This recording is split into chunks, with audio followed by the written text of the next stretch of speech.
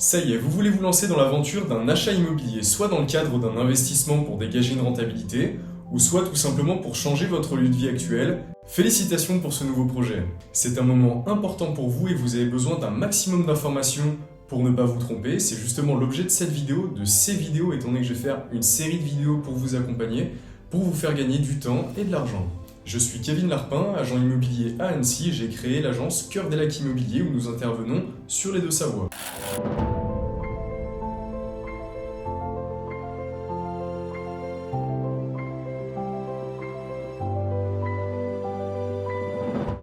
La première étape d'un achat immobilier va être l'évaluation de votre budget. C'est l'étape préliminaire. Bien avant de commencer les visites, l'évaluation de votre budget va vous permettre de vous diriger vers les biens que vous êtes en capacité d'acheter. C'est une étape cruciale parce que suivant le marché à un instant T et les directives que reçoivent les banques, votre capacité d'emprunt peut varier. Pour l'étude de votre financement, vous allez probablement penser directement à votre banquier. Et ce n'est pas une erreur de votre part, c'est très bien. Mais il est bien souvent plus intéressant de faire appel à un courtier. Un courtier, c'est un professionnel qui va présenter plusieurs dossiers de financement à une banque et qui va pouvoir négocier à votre place les taux et les conditions du prêt. Vous vous doutez bien que lui, en tant que professionnel, aura plus de poids que vous, particulier, si vous tentez de négocier avec votre propre banque, dû au fait qu'il amène un nombre bien supérieur de dossiers. La fin de cette première étape avec le courtier se solde par un avis de faisabilité de projet.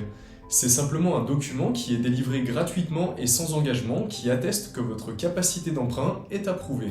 Un courtier est en général plus réactif que les banques, ça dépend bien sûr de quel courtier vous choisissez. L'intérêt de présenter cet avis de faisabilité de projet aux professionnels de l'immobilier ou bien aux propriétaires vendeurs ou également aux deux vous permettra de prouver que vous êtes des personnes sérieuses qui font les bonnes démarches.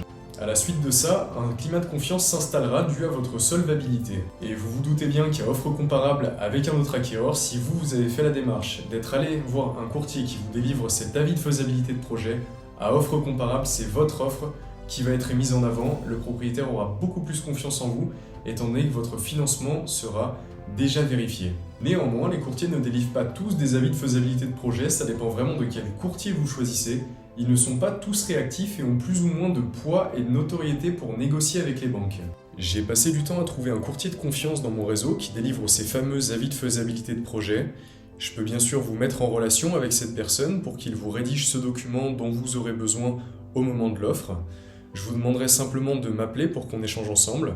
Ça me rassurerait, avant de vous recommander, de savoir que votre projet d'achat est viable et d'actualité. Si à l'issue de cet appel, je sens que votre projet est concret, je pourrais vous recommander, vous faire passer en priorité dans ces dossiers.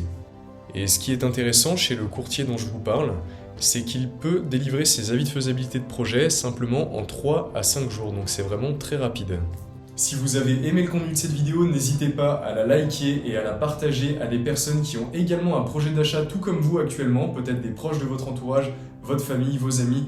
N'hésitez pas à la diffuser. Merci beaucoup pour votre visionnage et à très bientôt pour une nouvelle vidéo.